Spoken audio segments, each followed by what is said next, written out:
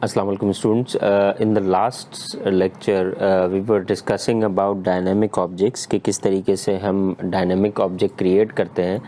और उसमें फिर हमने देखा कि किस तरीके से हम जो dynamic object create करने के बाद हम मेंबर सिलेक्शन ऑपरेटर का इस्तेमाल करते हैं और किस तरीके से न्यू और डिलीट के कीवर्ड से हम किसी भी डायनामिक ऑब्जेक्ट को क्रिएट कर सकते हैं और फिर डिलीट कर सकते हैं। उसके बाद हमने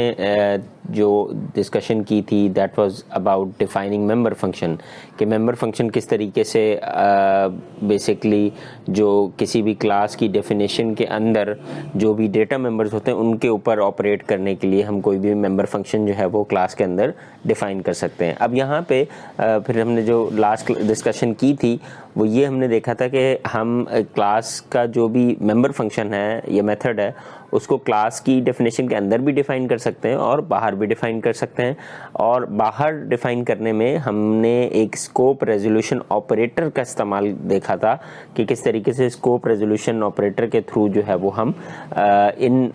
फंक्शंस को जो है वो क्लास की डेफिनेशन के बाहर डिफाइन कर सकते हैं। तो यहाँ तक हमारी डिस्कशन थी प्रीवियस लेक्चर की। आज जो हमारी डिस्कशन होगी basically that will be about variable scope, जिसमें हम पहले भी डिस्कस कर चुके हैं कि पब्लिक और प्राइवेट किसी चीज़ को अगर डिक्लेयर किया जाए तो उसकी किस तरीके से उसका इफेक्ट होगा वो हम डिस्कस करेंगे कोड की एग्जाम्पल के थ्रू। और फिर हम देखेंगे कि static data member of functions क्या होते हैं। हमने बार बार डिस्कस किया कि क्लास के अंदर जो एलिमेंट्स होते हैं वो या तो डेटा की सूरत में होते हैं या फंक्शंस की सूरत में होते हैं, जिसको हम डेटा मेंबर्स भी कह सकते हैं या मेंबर फंक्शंस भी कह सकते हैं। सो बेसिकली यहाँ पे अब हम देखेंगे कि किस तरीके से स्टैटिक डेटा मेंबर्स और मेंबर फंक्शंस जो हैं वो क्रिएट किए जाते हैं किसी भी क्लास के अंदर।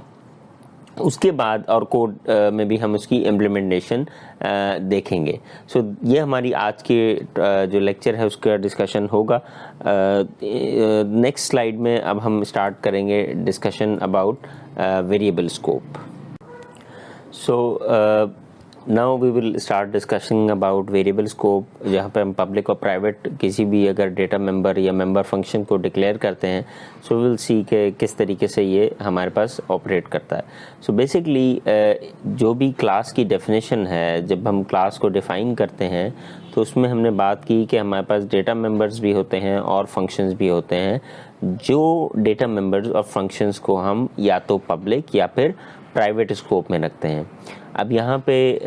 लेट्स से फॉर एग्जांपल हम जो उसका सिंटैक्स है उसकी सूरत में देखेंगे कि किसी भी वेरिएबल या डेटा मेंबर को जो हम प्राइवेट रख सकते हैं, पब्लिक रख सकते हैं। सो you can see in the syntax code कि हमारे पास हमने क्लास का कीवर्ड यूज़ किया और उसके थ्रू जो है वो हमने एक क्लास नेम कोई भी हम डिफाइन कर सकते हैं यहाँ पे, और फिर हम क्लास की बॉडी जो है वो कर्ली ब्रैकेट से स्टार्ट करते हैं। और उसके बाद अगर मैं प्राइवेट कॉलन लिखता हूँ तो इसका मतलब है कि अब इस प्राइवेट के बाद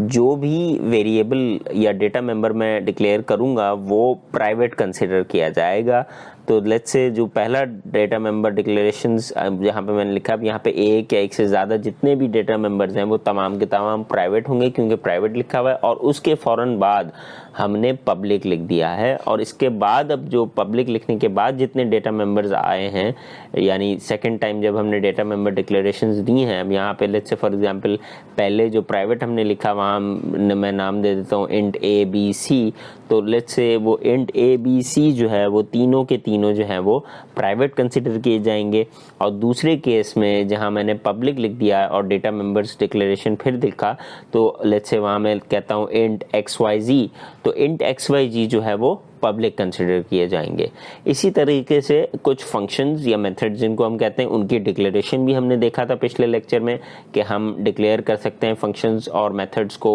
किसी भी क्लास के अंदर। तो डिक्लेरेशन के बाद हम उन फंक्शंस को भी बता सकते हैं कि जी ये फलाना फंक्शन जो है वो प्राइवेट है और जो रिमेनिंग जो कोई और फंक्शन है वो पब्लिक है। तो ये ज़रूरी नहीं है कि तमाम फंक्शंस को हम पब्लिक ही रखें, तमाम फंक्शंस को हम प्राइवेट ही रखें। इसी तरह डेटा मेंबर्स में भी ज़रूरी नहीं कि हम तमाम फंक्शंस को प्राइवेट या पब्लिक डिक्लेयर करें। तो in this syntax we can easily see कि जी जो पब्लिक और प्राइवेट है वो हम मल्टीपल में डेटा मेंबर्स को पब्लिक क्रिएट कर सकते हैं एक ही क्लास की डेफिनेशन के अंदर। उनको कुछ को प्राइवेट भी कह सकते हैं, कुछ को पब्लिक भी, और इसी तरह जो हमारे फंक्शंस की डिक्लेरेशन है उनमें भी कुछ को हम प्राइवेट और कुछ को पब्लिक कंसिडर कर सकते हैं। लेकिन इम्पॉर्टेंट चीज़ जो हमने प्रीवियस लेक्चर में भी देखी थी कि हमें इस चीज़ का ख्याल रखना ज़रूरी है कि जो हमारे मेथड्स हैं या फंक्शंस हैं उनकी डिक्लेरेशन क्लास की बॉडी के अंदर लाजमी हो। हम ये कर सकते हैं, जैसे हमने पहले देखा कि क्लास की जो के अंदर डेफिनेशन दे सकते हैं और बाहर भी दे सकते हैं। बाहर देने की सूरत में हमें वहाँ स्कोप रेजोल्यूशन का इस्तेमाल करना पड़ेगा जो कि डबल कॉलन साइन है। लेकिन डिक्लेरेशन हम क्लास के बाहर नहीं दे सकते, उसको क्लास के अंदर डिक्लेयर होना किसी भी फंक्शन को ज़रूरी है। Okay, so the next discussion is about static data members and functions. यहाँ पे अब हम देखेंगे कि किस तरीके से static का कीवर्ड जो है वो यूज़ करने के बाद हम डिफरेंट डेटा मेंबर्स या फंक्शंस जो कि क्लास का हिस्सा होते हैं उनको किस तरीके से यूटिलाइज़ कर सकते हैं। So basically अभी तक जो हमारी डिस्कशन हुई है, we have already discussed that how to define a class and data members and functions for a class. यानी अभी तक जो हमारी डिस्कशन हुई है वहाँ पे हमने देखा कि हम किस तरीके से क्लास को डिफ़ाइन करते हैं और उस क्लास के डेटा मेंबर्स या फंक्शंस को किसी भी क्लास के हम डिफ़ाइन करते हैं। और जब भी हम बात करते हैं कि whenever we instantiate a class the runtime allocates a memory for these maps। यानी इंस्टेंशिएट का मतलब है या इंस्टेंस का मतलब हमने पहले भी डिस्कस किया था कि किसी भी क्लास के ऑब्जेक्ट्स के बारे में हम बात करते हैं कि जब भी हम किसी भी क्लास का कोई भी ऑब्जेक्ट क्रिएट करते हैं तो बेसिकली उस ऑब्जेक्ट क्रिएशन के टाइम पे रन टाइम, जो हमने बात भी की थी कि रन टाइम और कंपाइल टाइम दो डिफरेंट टाइम्स होते हैं, तो रन टाइम में बेसिकली हमारे पास उस पर्टिकुलर ऑब्जेक्ट के लिए मेमोरी जो है वो एलोकेट हो जाती है। And then after the allocation of the memory for after the instantiation या ऑब्जेक्ट क्रिएशन के बाद हमारे पास हर ऑब्जेक्ट की अपनी एक कॉपी मौजूद होती है डेटा मेंबर्स की, जो कि बाकी तमाम डेटा मेंबर्स से शेयर नहीं की जाती। Let's say going back to the previous example कि जहाँ पे हमने पॉइंट क्लास के ऑब्जेक्ट्स बनाए थे P1 और P2, और जब हम पॉइंट क्लास से बिलोंग करते हुए कोई भी मल्टीपल ऑब्जेक्ट्स बनाते हैं P1 P2 के नाम का, तो P1 का अपना एक x है, P2 का एक अपना x है, इसी तरह P1 का अपना एक y है और P2 का अपना एक y है। और यहाँ पे बेसिकली जो P1 के x और y हैं वो डिफरेंट हैं P2 के x y से। तो बेसिक आइडिया ये है कि इन सम केसेस वी अंडरस्टैंड कि जी अगर लेट्स से मैं ये कहता हूँ कि मेरे पास दो ऑब्जेक्ट्स हैं और दोनों सेम ही वैल्यूज़ शेयर कर रहे हैं, यानी दोनों के x और y की वैल्यू सेम है,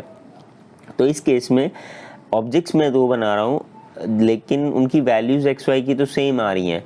तो जब ये वैल्यूज सेम है x y की, तो वहाँ पे बजाय इसके कि P1 का x एक अलग मेमोरी में हो, P2 का जो x है वो एक अलग मेमोरी में हो, हम एक कॉपी क्रिएट करते हैं जो कि तमाम ऑब्जेक्ट्स जो कि उसी क्लास के हैं, दूसरी क्लास की बात हम नहीं कर रहे, उसी क्लास से यानी पॉइंट क्लास के ऑब्जेक्ट्स जो हैं वो शेयर कर रहे होंगे। उस पर्टिकुलर केस में हमें वो जो डेटा मेंबर्स हैं यानी x और y हैं वो अक्रॉस ऑल द ऑब्जेक्ट्स जो है वो सेम डेटा टाइप जो है वो या सेम डेटा यूज़ करवाना है। तो यहाँ पे इस केस में हमें स्टैटिक का इस्तेमाल करना पड़ेगा।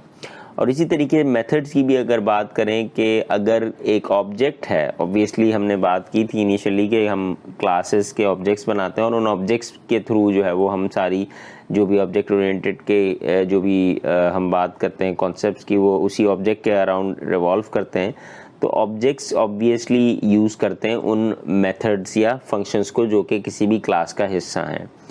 तो अगर लेट्स से मैंने एक ऑब्जेक्ट बनाया और वहाँ पे मुझे उससे कोई जो है वो मेथड जो है वो इन्वोक करवाना है या एग्जीक्यूट करवाना है, तो वो इस तरीके से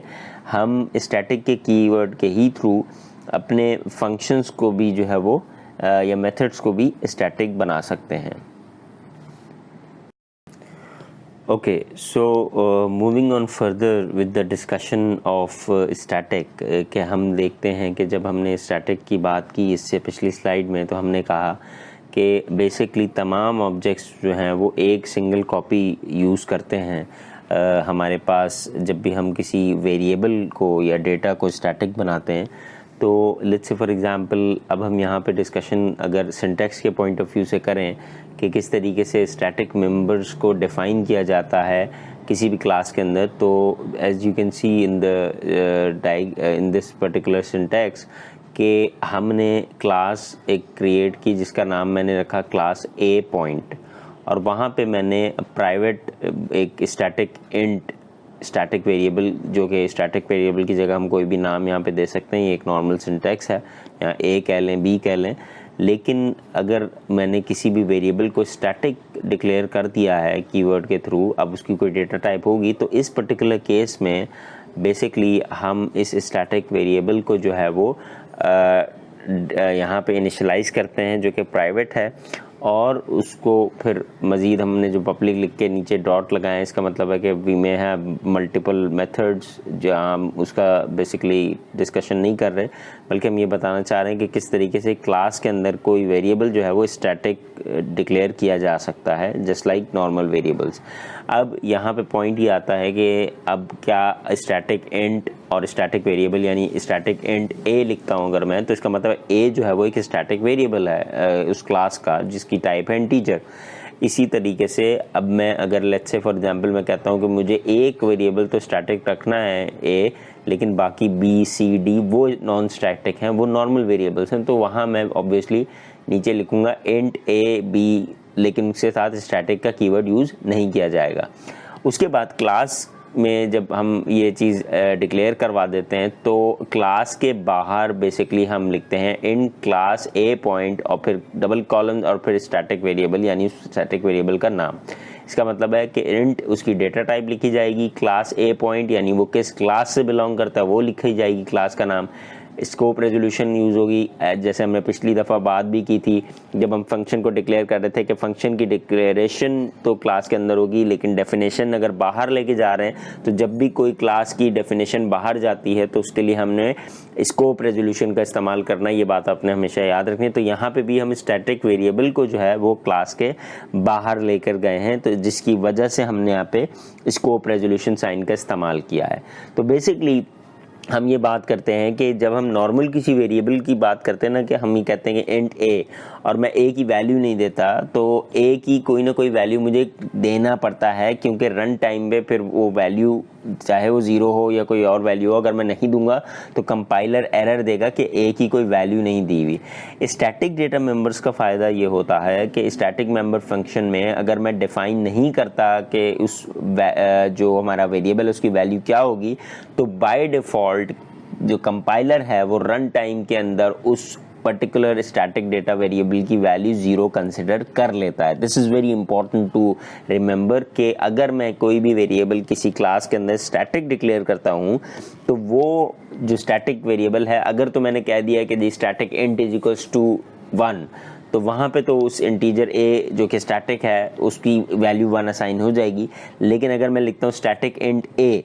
तो और मैं पूरे कोड में कहीं ए की वैल्यू डिफाइन नहीं करता, तो रन टाइम बाय डिफ़ॉल्ट उस स्टैटिक ए को ज़ीरो वैल्यू असाइन कर देता है। This is at the run time के जी स्टैटिक डेटा वेरिएबल्स की वैल्यू को भी हम ना दें तो वो ज़ीरो कंसिडर की जाएगी। So as we discuss in the previous slide के हमारे पास जब भी हम स्टैटिक डेटा मेंबर्स को डिक्लेयर करते हैं या इनिशलाइज करवाते हैं, तो वहाँ पे हमारे पास बेसिकली उस पर्टिकुलर डेटा मेंबर की एक कॉपी क्रिएट होती है, और वो एक कॉपी जो है वो तमाम के तमाम जो ऑब्जेक्ट्स हैं जो कि उस क्लास के ऑब्जेक्ट्स होते हैं उनके साथ शेयर होती है। और ये जो भी हमारे पास कॉपी है ये एक्सेसिबल होती है तमाम ऑब्जेक्ट्स के लिए जो कि उस क्लास के बेसिकली बिलोंग करते हैं। सो लेट्स से फॉर एग्जांपल अगर हम इस डायग्राम को, इस ब्लॉक डायग्राम को डिस्कस करें, तो जहाँ पे हमने जो इससे पहले डिस्कशन की थी पॉइंट क्लास की, तो हमने इस पॉइंट क्लास में दो डेटा मेंबर्स इनिशियलाइज किए दोनों के दोनों प्राइवेट डेटा मेंबर्स थे। और फिर इन दो प्राइवेट डेटा मेंबर्स जो कि एक्स और वाई हैं, इनको इनिशियलाइज करने के बाद मैंने एक पब्लिक टाइप का स्टैटिक इंट काउंटर बनाया, यानी काउंटर मैंने एक वेरिएबल का नाम रखा जो कि इंटीजर टाइप का है, और एक स्टैटिक इंटीजर काउंटर वेरिएबल को हमने कहा।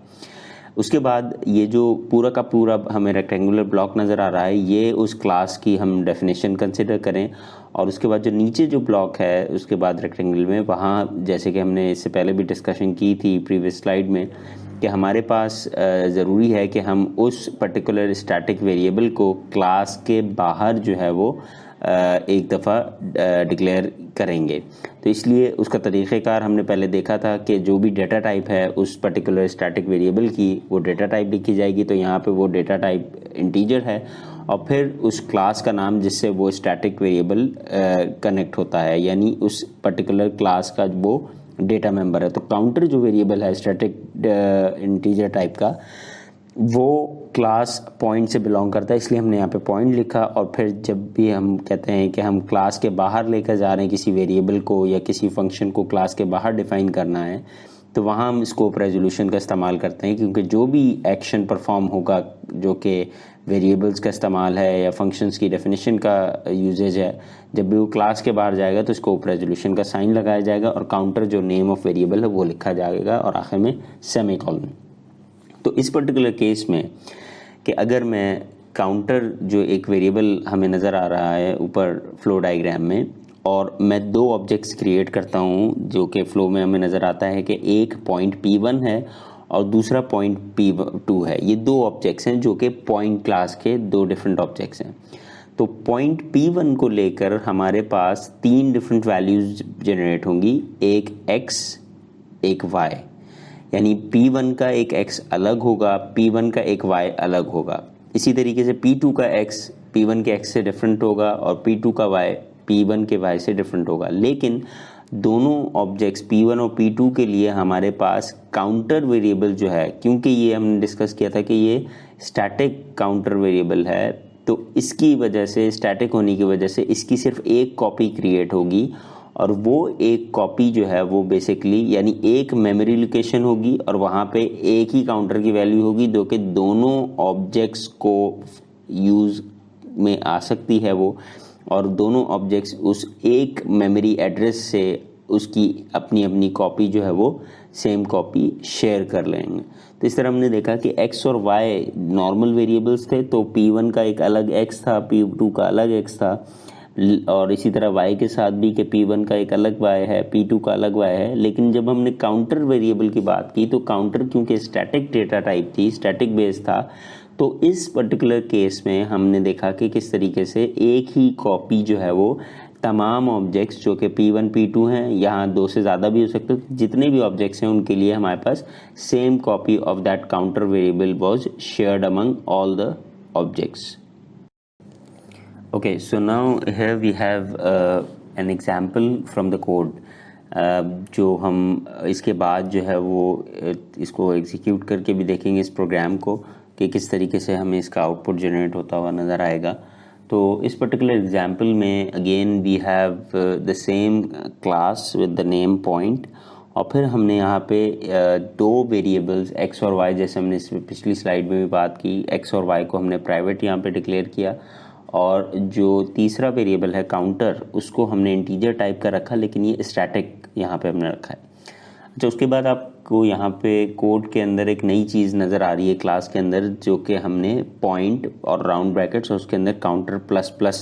का हमने एक रूटीन चलाया है और उसकी एक अलग बॉडी है, और ये सब कुछ एक ही उसी क्लास पॉइंट के जो डेफिनेशन है उसके अंदर ही काम हो रहा है। तो अभी के लिए सिर्फ हम ये डिस्कशन करेंगे कि ये जो पॉइंट तो ठीक है क्लास का नाम है, लेकिन ये जो दूसरा पॉइंट हमने राउंड ब्रैकेट में लिखा है और उसके अंदर काउंटर प्लस प्लस लिखा है, ये क्या चीज़ है। तो इसको बेसिकली हम कहते हैं कंस्ट्रक्टर। ऑब्जेक्ट ओरिएंटेड प्रोग्रामिंग में कंस्ट्रक्टर जो है वो बड़ा ही एक इम्पॉर्टेंट रोल प्ले करता है, इसको सिर्फ अभी सिर्फ समझने के लिए मैं यहाँ पे थोड़ा सा सिर्फ एक्सप्लेन कर दूँ। इसकी जब आगे कंस्ट्रक्टर और डिस्ट्रक्टर का टॉपिक हम डिस्कस करेंगे वहाँ पे इसकी मज़ीद डिटेल आएगी कि जब भी हम किसी भी क्लास का ऑब्जेक्ट क्रिएट करते हैं, अगेन जब भी हम किसी क्लास का ऑब्जेक्ट क्रिएट करते हैं तो ऑब्जेक्ट क्रिएशन के टाइम पे उस क्लास का कंस्ट्रक्टर एग्जीक्यूट होता है। अब यहाँ पे कंस्ट्रक्टर जो है वो पॉइंट है, ये जो आपको काउंटर प्लस प्लस ये जो पूरे पॉइंट की बॉडी एक नज़र आ रही है, ये बेसिकली इस पॉइंट क्लास का कंस्ट्रक्टर है। दूसरी इम्पॉर्टेंट बात ये कि जो कंस्ट्रक्टर है उसका नाम वही होता है, सेम होता है जो कि क्लास का नाम है। तो इसी वजह से अगर क्लास का नाम पॉइंट है तो कंस्ट्रक्टर का नाम भी पॉइंट ही रखा जाएगा। तो अभी के लिए फ़िलहाल हमारे पास ये डिस्कशन मौजूद है कि पहली चीज़ कि ये जो कंस्ट्रक्टर है ये हमेशा जब भी इस क्लास का कोई ऑब्जेक्ट क्रिएट किया जाएगा तो ये कंस्ट्रक्टर बाय डिफ़ॉल्ट खुद ही एग्जीक्यूट हो जाएगा। और इस दूसरी बात इम्पॉर्टेंट कि इस कंस्ट्रक्टर का नाम, जो भी किसी क्लास का जो भी कंस्ट्रक्टर है उसका नाम वही उसी नाम पे होगा जो कि उस क्लास का नाम है। अब मज़ीद जब कंस्ट्रक्टर की डिस्कशन आएगी हम वहाँ पे इसको और डिटेल में देखेंगे। तो नेक्स्ट इस क्लास की डेफिनेशन के बाद, क्योंकि हमने बात की थी कि जब हम स्टैटिक वेरिएबल डिफ़ाइन करते हैं या स्टैटिक डेटा मेंबर डिफ़ाइन करते हैं तो उसमें हम स्कोप रेजोल्यूशन लगा के उस क्लास का नाम, उस स्टैटिक वेरिएबल का डेटा टाइप जो है वो लिखते हैं और फिर उसका नाम। तो इसीलिए हमने यहाँ पे मेन फंक्शन स्टार्ट करने से पहले जो है, क्लास ख़त्म होने के बाद और मेन फंक्शन स्टार्ट होने के पहले int point scope resolution counter लिखा है। अब ये जो स्टेटमेंट है ये हम मेन के अंदर नहीं लिख सकते क्योंकि ये मेन का हिस्सा नहीं है, ये उस क्लास का हिस्सा है। लेकिन क्योंकि स्टैटिक में उसकी जो डिक्लेरेशन है वो हमने अंदर तो कर दिया लेकिन इसको डिफाइन हम क्लास के बाहर भी करते हैं, ये एक उसका सिंटैक्स है। नेक्स्ट इज़ हमने यहाँ पे मेन फंक्शन डिफाइन किया यहाँ पे, और मेन फंक्शन की बॉडी के अंदर मैंने एक मैसेज प्रिंट करवाया, C out creating first object of point class. यानी पहला ऑब्जेक्ट मैं क्रिएट करने लगा हूँ तो मैं एक मैसेज स्क्रीन पे, आउटपुट स्क्रीन पे प्रिंट करवाता हूँ which is creating first object of point class. और फिर जो नेक्स्ट लाइन है वहाँ पे हम लिखते हैं पॉइंट P1। अब ये पॉइंट P1 जो है वो एक ऑब्जेक्ट क्रिएट हो गया है मेमोरी में जाके इस पर्टिकुलर क्लास का। इस पॉइंट P1 में obviously we will have x value, y value और काउंटर की एक वैल्यू कहीं डिफाइन हो गई है जो कि शेयर हो रही है इस P1 ऑब्जेक्ट के साथ। इसी तरीके से फिर हमने नेक्स्ट स्टेज पे एक और मैसेज प्रिंट करवाया है कि C out number of objects created, और इस पर्टिकुलर लाइन 20 में हमने नंबर ऑफ ऑब्जेक्ट क्रिएटेड में पॉइंट और स्कोप रेजोल्यूशन काउंटर अगर मैं लिखता हूँ तो इसका मतलब ये है कि अब जब मैंने यहाँ पे इस वैल्यू को, यानी हमने अपने इस ऑब्जेक्ट को क्रिएट कर लिया था, तो क्रिएट करने के बाद मैंने ये बात पहले भी कही थी कि जब पॉइंट P1 की लिखा जाएगा तो इसका मतलब है जब ऑब्जेक्ट क्रिएट हुआ है तो उसका कंस्ट्रक्टर चलेगा। इसका मतलब ये हुआ कि लाइन नंबर 20 के बाद कंपाइलर जो है वो लाइन नंबर 20 से डायरेक्टली जंप कर जाएगा इसके कंस्ट्रक्टर की तरफ, क्योंकि ऑब्जेक्ट क्रिएशन के टाइम पे हमने कहा था कि उसका कंस्ट्रक्टर ज़रूर चलता है। तो कंस्ट्रक्टर पे जब जाएगा, पॉइंट कंस्ट्रक्टर पे क्लास के अंदर कंपाइलर जो है वो कर्सर जो है वो मूव करेगा, तो वहाँ हमने काउंटर प्लस प्लस किया हुआ है। तो काउंटर की इनिशियल वैल्यू क्या होगी? 0, क्योंकि हमने इससे पिछली स्लाइड्स में ये डिस्कशन की है कि नॉर्मल वेरिएबल अगर हम इनिशियलाइज नहीं करेंगे तो वहाँ पे तो एरर आएगा। लेकिन अगर हम स्टैटिक की कोई वैल्यू नहीं देते, जैसे हमने यहाँ पे काउंटर की कोई वैल्यू नहीं दी थी, तो कंपाइलर स्टैटिक वेरिएबल्स को 0 कंसिडर कर लेगा खुद से उनकी इनिशियल वैल्यू। तो 0 अगर थी और काउंटर प्लस प्लस किया तो 0 में प्लस प्लस 1 करने के बाद हमारे पास जो वैल्यू है काउंटर की वो अब 1 आ जाएगी। इसीलिए आपको लाइन नंबर 20 जो आउटपुट ब्लैक स्क्रीन नज़र आ रही है वहाँ पे 1 डिस्प्ले होता हुआ नज़र आ रहा है। नेक्स्ट स्टेज में हम दोबारा से एक सी आउट मैसेज कराते हैं और यहाँ पे अब हम सेकंड ऑब्जेक्ट क्रिएट करते हैं, इसलिए हम मैसेज लिखते हैं creating second object of point class. और फिर उसके फ़ौरन बाद मैं सेकेंड ऑब्जेक्ट क्रिएट करता हूँ पॉइंट P2, यानी P2 एक नया ऑब्जेक्ट है। अब अगेन यहाँ पे x की अपनी वैल्यू होगी P2 के लिए और y की अपनी वैल्यू होगी P2 के लिए, जो कि P1 के x और y से अलग जगह पे स्टोर होगी। लेकिन जो काउंटर है, क्योंकि वो स्टैटिक था, ऐसा नहीं है कि P1 का काउंटर की वेरिएबल की अलग वैल्यू होगी, P2 के लिए अलग होगी, ये सेम वैल्यू हमने बात की थी, एक कॉपी बनती है वो सब में शेयर होती है। इसका एविडेंस ये है कि जब मैं दोबारा लाइन नंबर 23 में जो हमने दोबारा से मैसेज प्रिंट करवाया नंबर ऑफ ऑब्जेक्ट्स क्रिएटेड और पॉइंटर, वो पॉइंट और काउंटर, तो जब मैंने पॉइंट काउंटर लिखा तो वहाँ पे जो वैल्यू ऑफ काउंटर की डिस्प्ले होगी वो अब नई वैल्यू जो प्रिंट होगी वो, क्योंकि मैंने P2 ऑब्जेक्ट क्रिएट किया था तो दोबारा से कंस्ट्रक्टर चला, और जब दोबारा से चला तो काउंटर की वैल्यू तो 1 हो चुकी थी, तो उसमें दोबारा प्लस का 1 हुआ तो 2 हो गई, इसलिए हमें यहाँ आउटपुट पे 2 नज़र आएगा इस दफ़ा। थर्ड टाइम मैंने जब दोबारा से तीसरी दफ़ा यहाँ पे ऑब्जेक्ट क्रिएट किया जिसका नाम मैंने P3 दिया, तो P3 के करते साथ ही दोबारा से कंस्ट्रक्टर चलेगा और कंस्ट्रक्टर के अंदर मैंने काउंटर प्लस प्लस किया है, प्रीवियस केस में वो 2 हो गया था, तो 2 + 1 विल अगेन बिकम 3। तो यहाँ पे इसके केस में हमारे पास 3 जो है वो डिस्प्ले नज़र आ रहा है। अब नेक्स्ट आगे जाके हम इस जो हमारे पास कोड है उसको चला के देखेंगे कंपाइल करके कि किस तरीके से आउटपुट हमारे पास जनरेट हो रहा है। Okay, so now we have the code here. ये बिल्कुल सेम कोड है जो कि हमने अभी इससे पहले स्लाइड में डिस्कस किया है कि हमारे पास यहाँ पे again we have this point class और वहाँ पे हमने प्राइवेट वेरिएबल xy को डिक्लेयर करवाया और उसके बाद स्टैटिक वेरिएबल काउंटर के नाम का जिसकी इंटीजर टाइप थी वो डिक्लेयर करवाया, फिर कंस्ट्रक्टर पॉइंट के नाम से जिसमें काउंटर प्लस प्लस हो रहा है, और फिर क्योंकि हमने पहले भी डिस्कस किया था कि जब भी हम स्टैटिक वेरिएबल बनाएंगे तो क्लास के बाहर जो है उसको एक दफ़ा हमें मज़ीद इस तरीके से स्कोप रेजोल्यूशन के साथ शो करना पड़ता है। फिर हमने मेन फंक्शन के अंदर ये मैसेज डिस्प्ले करवाया, ऑब्जेक्ट 1 क्रिएट किया, फिर काउंटर की वैल्यू प्रिंट करवाई, और फिर उसके बाद ऑब्जेक्ट 2 क्रिएट किया, फिर पॉइंटर काउंटर की वैल्यू प्रिंट करवाई, और ऑब्जेक्ट 3 क्रिएट करने के बाद दोबारा से हमने काउंटर की वैल्यू डिस्प्ले करवाई। So now we will try to compile this code and verify कि जी हमारे पास क्या आउटपुट जो है वो जनरेट हो रहा है। सो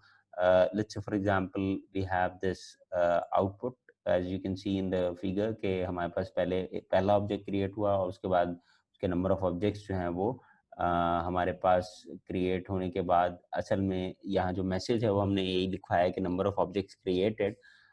तो बजाय इसके कि मैं कोई 1 2 3 को, जैसे हमने कहा कि प्रूव्स कि जब ऑब्जेक्ट क्रिएट होता है तो जो है वो हमारे पास उसका कंस्ट्रक्टर ज़रूर चलता है हर ऑब्जेक्ट क्रिएशन के साथ। तो पहला जब चला तो काउंटर की वैल्यू 1 हो गई, तो वो पहला ऑब्जेक्ट रन होने की हमारे पास एविडेंस है। इसी तरीके से जब दूसरा ऑब्जेक्ट क्रिएट हुआ तो काउंटर की वैल्यू 2 हो गई, which is then evidence of execution of the constructor second time. इसी तरह थर्ड के लिए भी। So in this way you can see कि हमारे पास जब भी हम स्टैटिक वेरिएबल की बात करते हैं तो किस तरीके से स्टैटिक वेरिएबल के अंदर ये हमारे पास जो लेट्स से फॉर एग्जांपल हमने बात की कि किस तरीके से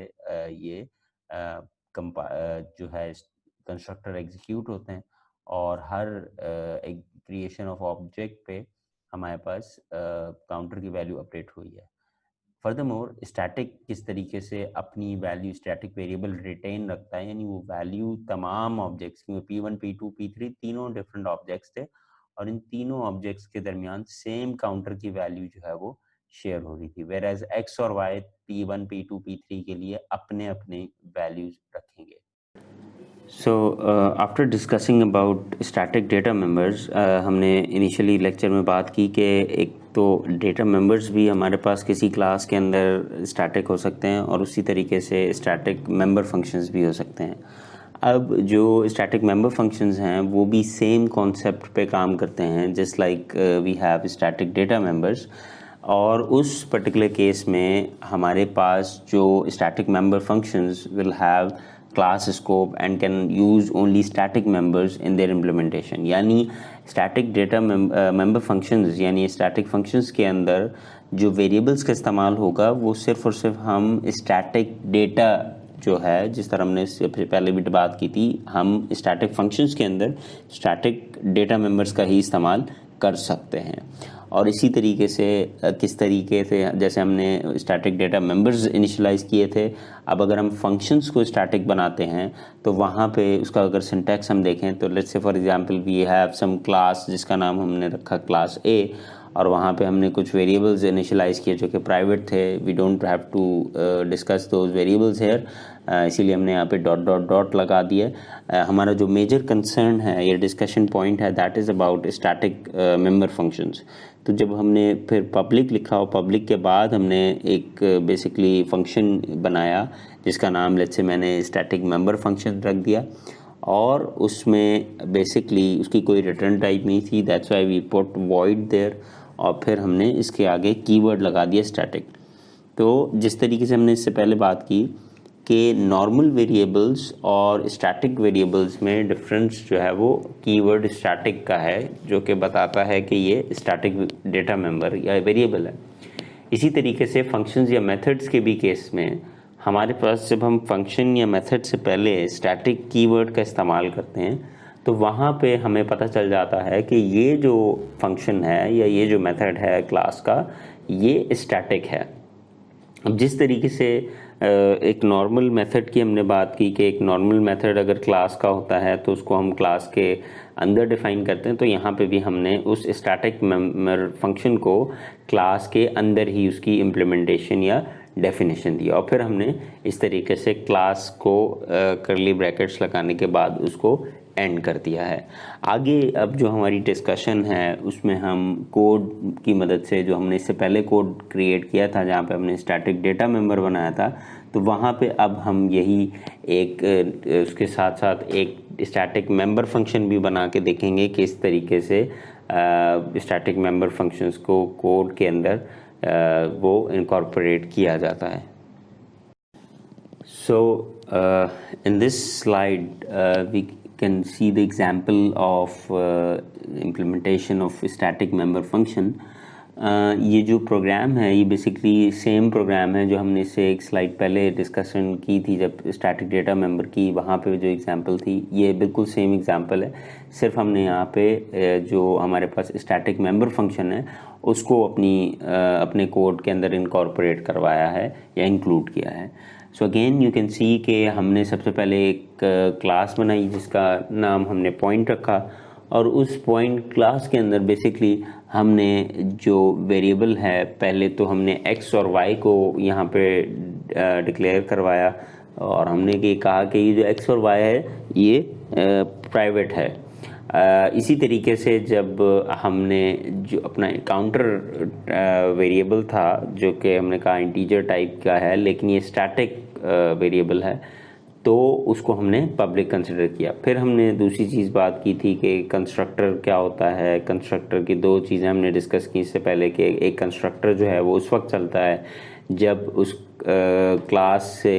का कोई ऑब्जेक्ट क्रिएट किया जाए, और हर ऑब्जेक्ट क्रिएशन पे उस क्लास का कंस्ट्रक्टर ज़रूर चलता है, चाहे आप उसे एग्जीक्यूट करें ना करें। कंपाइलर ख़ुद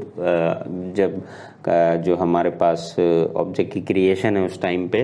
उसके कंस्ट्रक्टर को एग्जीक्यूट करता है। और दूसरी बात हमने ये कही थी कि जो क्लास का नाम होता है वही उसके कंस्ट्रक्टर का भी नाम होता है। तो यहाँ पे पॉइंट कंस्ट्रक्टर के अंदर हमने काउंटर प्लस प्लस किया है, बेसिकली सिर्फ और सिर्फ इंक्रीमेंट किया है। अगेन इट इज़ नॉट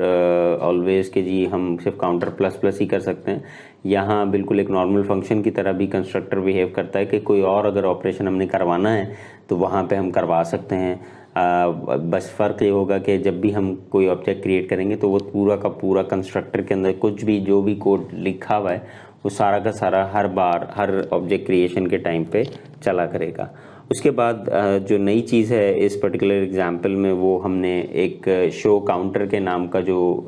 एक फंक्शन है या मेथड है उसको हमने स्टैटिक डिक्लेयर किया है, और उसमें हमने एक मैसेज सिंपली प्रिंट करवा दिया है जो कि नंबर ऑफ ऑब्जेक्ट्स क्रिएटेड, और उसके बाद जो काउंटर की असल वैल्यू है यानी जितनी दफ़ा ऑब्जेक्ट क्रिएट होगा तो वो काउंटर की वैल्यू जो है वो इंक्रीज़ कर देगा। वो हमने इनिशियलाइज करवाया है। उसके बाद जो क्लास की डेफिनेशन करने के बाद हमने जिस तरीके से बात की थी कि जब भी हम स्टैटिक डेटा मेंबर की बात करेंगे तो वो स्टैटिक डेटा मेंबर जो है वो क्लास के बाहर भी मेंशन किया जाएगा with the help of this scope resolution sign. अब यहाँ पे ज़रूरी नहीं है कि हम जो हमारा स्टैटिक फंक्शन है या स्टैटिक मेंबर फंक्शन है उसके लिए कोई स्कोप रेजोल्यूशन के साथ कोई चीज़ मेंशन करें, बिकॉज हमने बात की थी कि जो किसी भी क्लास के मेथड्स या फंक्शंस हैं वो उस क्लास के ऑब्जेक्ट्स इस्तेमाल करते हैं बेसिकली। तो वो अब हम आगे मेन फंक्शन में देखेंगे। तो इन मेन फंक्शन में पहले तो हमने एक मैसेज प्रिंट करवाया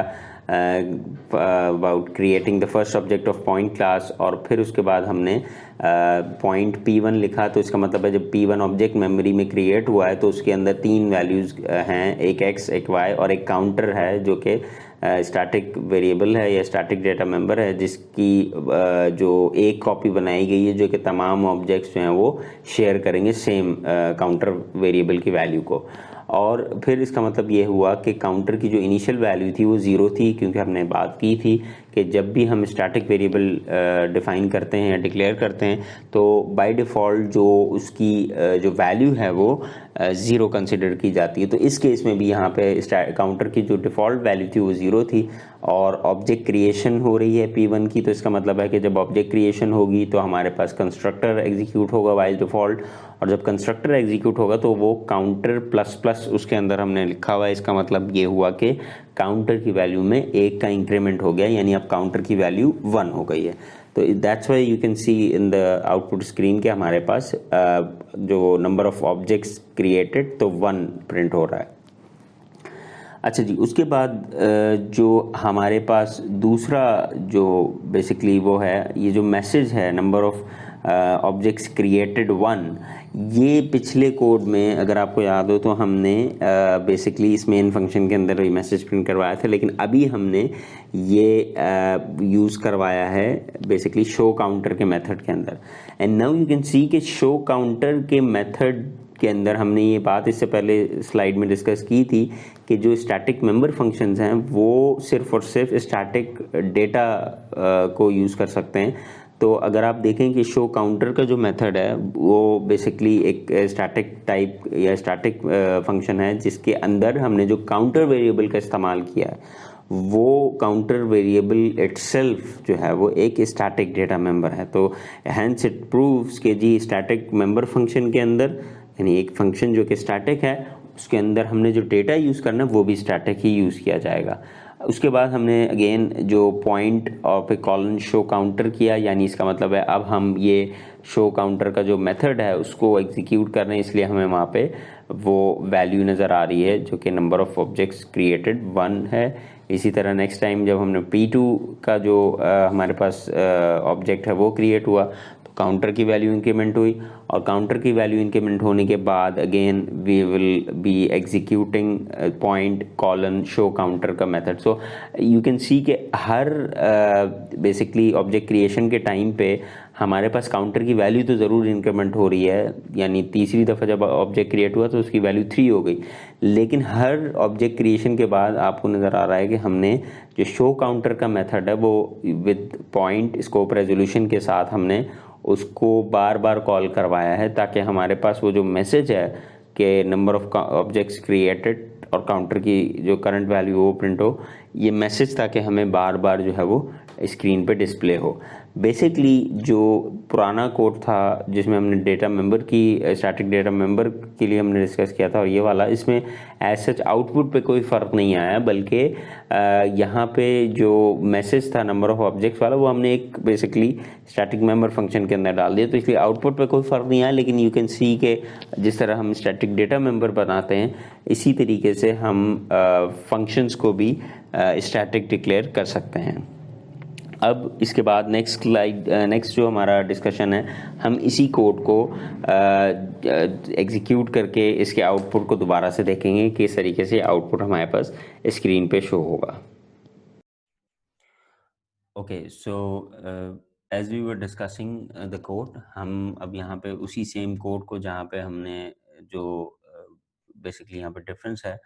वो सिर्फ इसी चीज़ का है कि हमने यहाँ पे स्टैटिक डेटा मेंबर के साथ-साथ एक स्टैटिक जो मेंबर फंक्शन है उसको भी डिक्लेयर किया है। और उस पर्टिकुलर मेंबर फंक्शन के साथ हमने जो है वो उसकी कॉलिंग जो है वो हर ऑब्जेक्ट क्रिएशन के टाइम पे के बाद जो है वो उस शो काउंटर के मेथड को कॉल किया। So now we will try to run this code and see the output कि किस तरीके से हमारे पास आउटपुट जनरेट हो रहा है इस पर्टिकुलर एग्जांपल में इन ऑर्डर टू अंडरस्टैंड कि हमारे पास जो फंक्शन है वो किस तरीके से हर ऑब्जेक्ट क्रिएशन के बाद हमने कॉल किया। So now as you can see in the output के हमारे पास जब पहला ऑब्जेक्ट क्रिएट हुआ और फिर हमने फंक्शन कॉल किया तो एक काउंटर की वैल्यू 1 हुई 0 से, और फिर उसके इसी तरह जैसे-जैसे हमने सेकंड ऑब्जेक्ट क्रिएट किया दोबारा से काउंटर की वैल्यू जो है अपडेट हुई और फिर हमने उसे प्रिंट करवाया तो 2 प्रिंट हुआ, और थर्ड टाइम भी जब हमने ऑब्जेक्ट क्रिएट किया और उसके बाद जो शो काउंटर का मेथड है वो एग्जीक्यूट करवाने के बाद हमारे पास तीसरी दफ़ा काउंटर की जो अपडेटेड वैल्यू है वो हमें स्क्रीन पे नज़र आ रही है।